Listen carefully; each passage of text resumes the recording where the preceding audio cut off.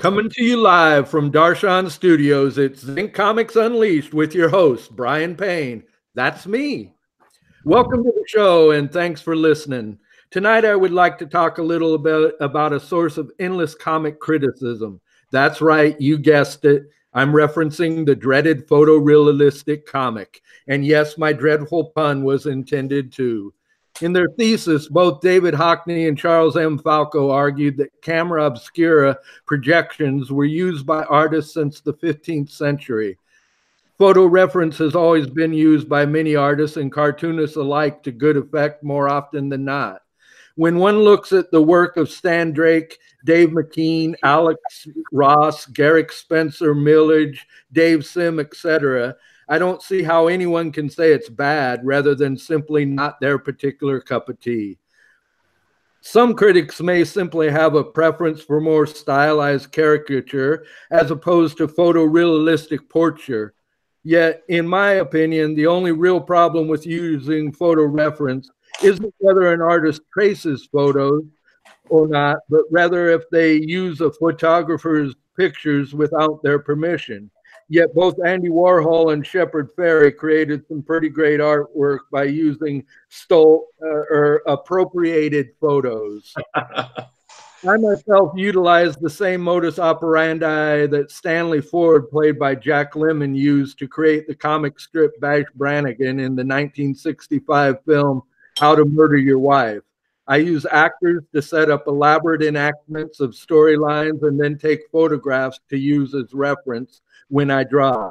To paraphrase Ford, my comics are absolutely authentic. I never ask a character to do anything I haven't already done myself.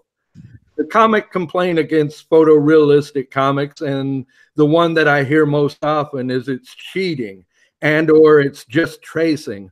However, as Dave Sim says, if it's so easy, why isn't the field full of people banging out Al Williamson pages at 5-a-day clip? To quote the late Stanley, "Nuff said." Now that I'm done flapping my gums, let's just see who's hanging out in the studio with me tonight. Our returning champion from last week, Dean Westerfield, is back. Hello again, Dean. Hey, thanks for inviting me. We also have the professor, Carson Grubaugh in the studio. Hi, Carson. How do you pronounce your last name? Grubaugh. Grubaugh, okay. And we have Dave Branstetter, who creates Strawman. And hello, David. Hello, Brian. And finally, we have both Steve Peters and Bianca Alu-Marr joining us as well. Bianca? Hi, I'm happy to be here. And that is you, Steve, isn't it? Yeah, having technical difficulties. Okay. Just join in when you can. And if you can, we're just using icons, so you can turn off your camera if you want. And your levels sound good from my end. Okay, good deal. Okay, well, as we're getting started here, since I'm talking about photorealism, let's start with Carson. Carson, you're currently working with Dave Sim on The Strange Death of Alex Raymond. Just talk a little bit about that project and what you're doing. I'm tracing photographs, which is basically I'm trying to mimic what Dave was doing when Dave was trying to mimic what Al Williamson was doing. So it's a weird thrice removed there. But yeah, it's a book that's about the legacy of the photorealists. So we have to employ like the same strategies they did, which is working off photographs. Yeah, I've really been impressed by the stuff you're doing too, on your own as well. You were doing these sketches every day, kind of as a test to work up to that. Those were really nice. And you did this other story as well. I'm trying to find it here. Scott. Yeah, that one. Could you talk a little bit about that one? That was an interesting one as well. Yeah, that was like really important to me because it's it's something that really happened to, I don't want to say happened to me, but it's about someone who was really dear to me, a friend who went and became a monk, and he spent 7 years being a Greek Orthodox monk. And that comic is a record of a conversation I had with him that was really changed the way I thought about something that was important to me. And then about 2 years after that conversation happened, a year after he left the monastery, and a year after that, he returned to the monastery and basically committed suicide. So it was like a tribute to him and the idea that he put in my head, that really changed the way I think about things. I just needed, that was personal. I just needed to get that out for my sake. Yeah, it was a really touching comic and really nice artwork as well. I had all these screen shares I was going to try and share, but I'm not having technical difficulties, so I'm afraid I'll cut you all off. So I'm just going to go with We Can Imagine It. I've got the link to your website in the show, so people can check it out on their own time. And were you always a cartoonist, or you're a teacher and you're also a painter, correct? Correct. I started wanting to draw comic books, and at some point I said, well, I don't want to draw like the guys in their underwear punching each other through windows, and it just didn't seem like I would make a ton of money doing the type of comics I wanted to do, and I really enjoy teaching, so that seemed like, oh, well, I'll go do that to make money, and then I can make the kind of things I want to make, in the summer or on the weekend, and I don't have to worry about my art being my source of income. That seems really important to me. Yeah, I think that was a wise move, to tell you the truth. There's hundreds of dollars in this business, hundreds. And how did you hook up with Sim? How did that come about? That's a long one to get into, but for some reason I started thinking like I wanted to see how Strange Death of Alex Raymond was going. That was a book I was looking forward to, and I knew David hurt his hand, and so I checked into the Moment of Cerebus site, and it just happened like around that same time he posted an update showing that he was working with Carl Stevens, who's a really phenomenal artist. But the art Dave was showing and the way he was talking about it was like it wasn't quite on point with Dave's style, and he was like trying to move Carl towards what he was doing, and it seemed like there was going to be a gap period there while Carl adjusted his style. And I thought, well, like my natural style, if I'm drawing from photographs, is pretty close to what Dave's doing. Not exactly, but like I could close the gap pretty quickly, I thought. And so I just reached out to Dave through A Moment of Cerebus and said, hey, do you mind if I try out and show you what I've got? And I mean, anyone who's like followed Dave know that he's pretty interactive. If you contact him, he'll contact you back. And so he just said, okay, that looks like you can do it. And then we just started working together. It's pretty simple. Okay, that's cool. I'm a big fan of Carl's, and I was really looking forward to him.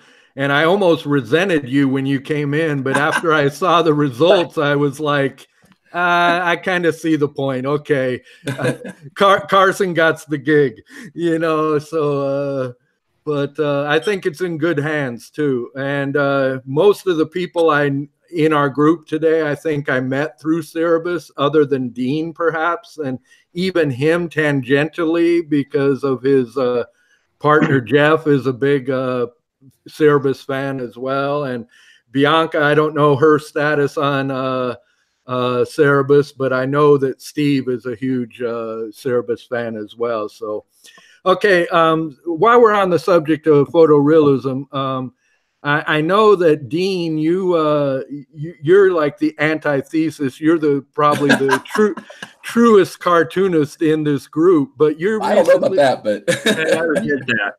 you're doing the Albert Ayler thing, and I'm wondering, when you're doing the Albert Ayler comic, which he's a jazz player, and Dean's currently working on a comic about him. We talked about it last episode. Do you look at several photos and just kind of come up with your own? Okay, that's Albert. Is that how you do that? Yeah, pretty much. With the punk book that I did and the Ayler book, I would look at images and just grab those traits that I thought would work. Sometimes I like labor really hard on them, and sometimes they just come out. So yeah, I look for like I have to draw Sonny Murray is the next thing I get to draw, and Sonny Murray's got a very clear like widow's peak, and so he gets the widow's peak. Nobody else is going to get it. So I just kind of play with grabbing some small trait to reduce that person so he's recognizable. So yeah, and I have to draw that way because I can't really do photoreal. It's not going to happen for me. Even though I've done a little, I did photo reference drawings in that book, but it's no way I could tell a story doing that. So hats off to anybody who does. Now, I also know, David, you've been experimenting with some photorealism as well. I know you did some covers for UFO. What does that stand for again? That's the United Fanzine Organization. Yeah, and I think you're incorporating some photorealism in the next issue of your comic Straw Man as well. Talk about how you I caught the photorealism bug whenever I was reading Glamour Puss. It seems like a long time ago now, but I tried it out on a Casablanca drawing, and I did some tracing and stuff. I said, wow, this is turning out pretty cool. I should do more. And I just happened to have an idea for issue 11, and I've been steadily headed in that direction. I also had a guy tell me, you need to work on portraits. When you go to a review for portfolios and stuff, he's like, yeah, you need to draw a bunch of headshots for a while and see how that goes. And it sort of have forced me to focus on what I'm doing better. And I'm learning how to draw faces because of that. And it's improved my overall style, but then I'm leaning in towards photorealism in that sense. Okay, well, I like the results you're coming up with. You drew that picture of me and my pop, and I always love that. Wow, thank you. And okay, now let's talk with Steve. Steve, you also are pretty much, you got a lot of different styles, and all of them are in your own comic verse that you do with Bianca. Lately, you've been doing a Star Wars thing where you're actually like drawing almost scenes from the movie, and they're pretty photorealistic. I know you got a lot of guests helping you out with that, but you've been doing some really great cross-hatching on that as well. Yeah. Could you talk a little bit about that? Yeah, well, Bianca and I do a comic called The Comic Verse, and right now we're doing a spin-off. The Comic Verse is a sci-fi romantic comedy about a comic book shop on a space station. And so right now we're doing a spin-off of that in which the characters in the comic book shop are doing a podcast. So the Star Wars thing is they do a review of The Last Jedi. So as they talk about different scenes or characters, we'll have that scene or character flash on the screen behind them, and that's where the drawings come in. And so I did a bunch myself in that cross-hatching style and asked various other people to contribute panels, and they just do it in their own style. So that was our next to last story. Now we're doing a review of a Deep Space Nine episode, and we did the same thing. I drew most of the panels with scenes from the Deep Space Nine episode, and got a few guest artists to draw some of those scenes too, as like in the background, as they're doing the podcast talking about these scenes. Yeah, and I love the juxtaposition of the really realistic, and then you, as your icon shows, you almost got a really cartoony version of your character doing the podcast, and I like the juxtaposition between the two, you know. Well, thanks. Okay, Bianca, you work with Steve, and you're the writer or co-plotter, and you're also a poet. Could you just tell us a little bit about your process with Steve and how that came about, and what you all are doing? Sure. So I actually met Steve at an open mic that I went to where I was reading my poetry and he was playing music, and I found out that he was a comic book artist, and it really intrigued me.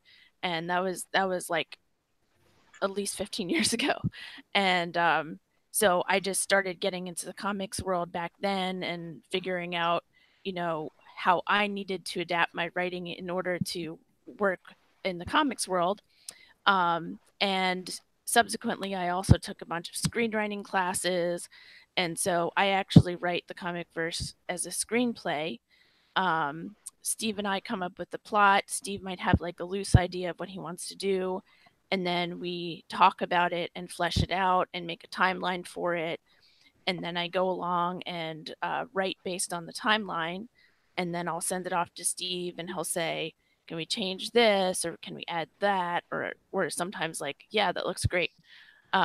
So, for me, it's been an amazing delight to write something and have it come to life on, in the comic, and to see what Steve does with what I write and how, his artwork is so dynamic and the characters really have taken a life of their own at this point. And so I feel like I'm writing with, very well developed characters, and I can just place them in situations. Yeah, I had the honor of drawing one of your scripts, and I was well aware that there was a continuity and that these characters were real, not only to you guys but to the reader as well. So I felt a lot of pressure at that point. And when Steve asked me to do it, I said, well, I mainly draw talking heads. So I was like a little like, if you want to draw, give me a script with talking heads, I can do it. And you ended up giving me like the Star Wars katana scene with about 30 characters, or I might be exaggerating there. So you really put me through my paces. But anyway, I turned out okay. Yeah, I think it turned out great. I love it. I mean, we actually ended up using some of the characters that you came up with, character designs, on the cover of that issue that you're in. So I think you did a great job. Okay, well, I wasn't fishing for compliments, but I'll take them anytime I can get them. So Anyway. Okay, let's kind of open it up. We've kind of introduced ourselves. Does anybody have any, if anybody has a question for any other guest, feel free to jump in. If anybody wants to talk more about something they're up to, let's do that. I got like a general observation, which could become discussion, I guess, since you brought up photorealism. I don't gravitate towards photorealistic comics just in general. But I noticed one thing when I do read them, like I really like Ed Brubaker's working with Sean Phillips, and Sean Phillips does like very photoreal stuff. But like sometimes when you read those, for me as a reader, and maybe you guys can address this, like when your eyes pass across that gutter, that blank space, your brain animates and makes things happen. And I find that when I read some photorealist comics, they don't quote unquote animate in my mind as I move from panel to panel. And then I had to go back and look a little harder. I feel like Sean Phillips does animate. And I don't know if I'm not sure why that is, but he somehow works for me that way. And then I can also point out another one. And you mentioned him earlier, the guy who did Strangehaven, Millage, Spencer Millage. I get that name right? Gary Spencer Millage, yeah. Okay. I know his early comics, photo referenced, were very stiff and the animation did not happen. But by the time he got out the other end, wherever he is on that, they flowed smoother. So I'm just kind of wondering for the artists here that do photorealist comics, like what do you do to ensure that smoothness of reading so it's not staccato but fluid? Does that make sense? Yeah, it makes sense to me, but I'm not sure I'm the one to answer it. Anybody else want to jump in there? I can try. Take it away, Professor. I don't mean to trip anybody up. It's just something I was thinking about, and I've always thought about when I see photorealistic comics. Yeah, like you're referencing Brubaker, and he's actually like he uses heavy photo reference. He's actually the very first guy that I talked to that like told me that it was okay to do that. Like I remember talking to him online, and I like, how do you do that? How do you get that look? And so I have a digital camera, and but he's a really loose artist, you know. I think that's where that animation comes from, and the stiffness comes from the tightness of like really tightly rendered drawing. So for you as an artist, do you break away and move things around as you're drawing? Because several of you mentioned tracing. So like how much of that do you deviate from? So when you look at like the guys that I'm having to look at because of the project with Dave, you look at guys like Alex Raymond and Stan Drake and Al Williamson. If you actually look at their lines, it's total chaos. Like Stan Drake and Bill Sienkiewicz is like the successor to that, I think. And I remember him talking about Sergio Topi being someone that looks like they gave the world's most talented kindergartner like crayons, and he just went bananas on the page, and then it comes out looking really realistic. So it has to have that like total risk. Like if you look at Stan Drake's stuff, it just looks like he drew it in 5 minutes. Right. But it's super realistic. I think the guys you're talking about that it's stiff, like I was actually just been reading Strange Haven. He's a really tight artist. All the lines are connected. There's no gaps in between everything. And I think that's where that depth comes from and the movement. Have you seen his later stuff where I feel like it got looser and more, I don't know, more welcoming somehow? I don't know. I've read like up to issue 3 so far. Wait till you get to the end. I'll make it like by the next time I'll read them all. Yeah. I think you'll be in for a pleasant surprise at some point. You'll just go, whoa, he changed. Like you just see the growth curve on that guy. Yeah. For me, go ahead, David. I know for me, like I'm adding more texture and just kind of plowing through things and then taking it back and kind of chiseling away at what I'm doing to get kind of a monumental feel to what I'm working on. So it's not just, can I trace the picture and put it there? It's, can I make it feel lived in? Can I give it texture? Can I give it bounce? Can I give it some spontaneity that you wouldn't get in a photo or you wouldn't get in a straight up tracing, you know? Right. How about you, Steve? What are you doing with these shots for the Star Wars and Deep Space Nine comics? Oh, what am I doing with them? Yeah, are you actually like just looking at the photos, or what's your process for that? Yeah, that's all eyeballed. I just recently started tracing some photos for a different project that I'm working on, and it only just recently occurred to me that I could do that, but I didn't do that with the Star Wars or the DS9 one. It was all eyeballed. I thought that, and so I wanted to make sure you got that in there, that we're not all tracers. Well, no, I realize that. I didn't mean that in any I wear it as a badge of honor. I wear it as a badge of honor. With me, I'm really tight with my pencils, and I use the reference religiously that I take. But then after I've drawn it, I don't look at the photos when I ink. Unfortunately, I'm not the best inker, so but I'm trying to bring the life when I ink it, and hopefully as I go along that will come. But you know, it's just like this show, it's a steep learning curve. I think the less tight your pencils are and the more you do an ink, the more alive the ink stage is going to be. That was a learning curve I had to have. I found that if you keep your inks linked to your perception of the photo rather than divorce them from it, it's more alive because it's your first response to the stimuli rather than a process through your language brain type of response to the stimuli.